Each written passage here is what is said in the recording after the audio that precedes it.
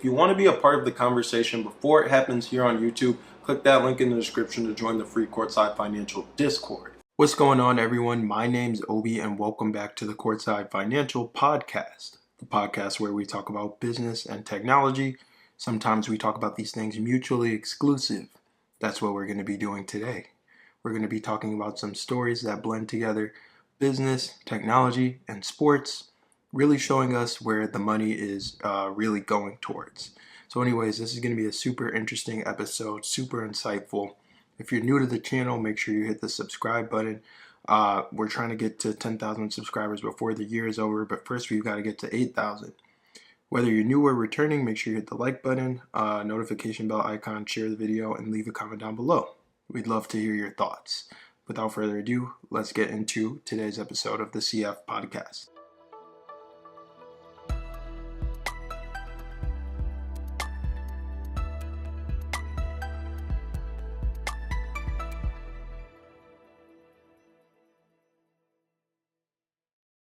Let me start with something that's been blowing up everyone's timelines.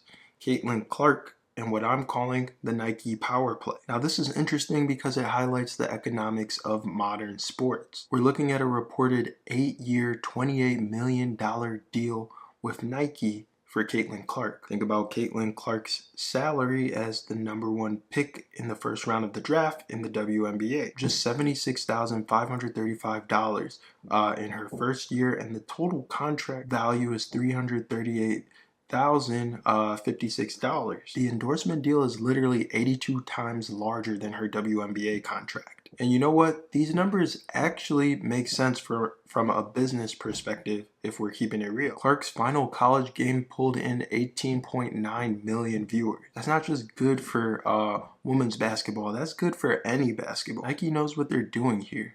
They're not just buying an athlete, they're investing in someone who's proven that they can capture America's attention. But let's pivot to something completely different that caught my eyes.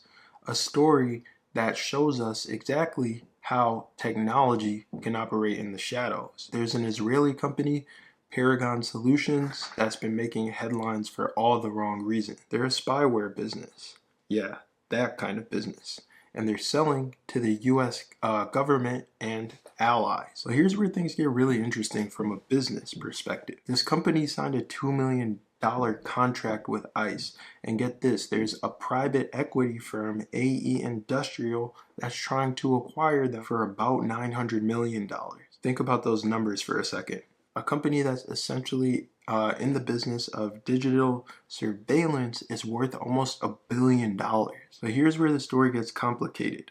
WhatsApp, the app that we all use, just hit them with a cease and desist. They're saying that Paragon spyware was used to target around 90 journalists and activists. And this is where we have to talk about the ethics of technology and business. The company claims that they have strict terms of service against targeting journalists, but something's not adding up. And speaking of numbers that affect our daily lives, let me tell you about what's happening with guac at Chipotle. Yeah, we're going from spyware to avocados, but trust me, this affects your wallet. With Trump's proposed tariffs looming, Chipotle just dropped some pretty interesting intel. It turns out that only about half their avocados come from Mexico. Smart move on their part though, diversifying supply chain like that. The CFO, Adam Reimer, is saying that even if all the proposed tariffs hit, we're talking Mexico, Canada, China, their cost would go up about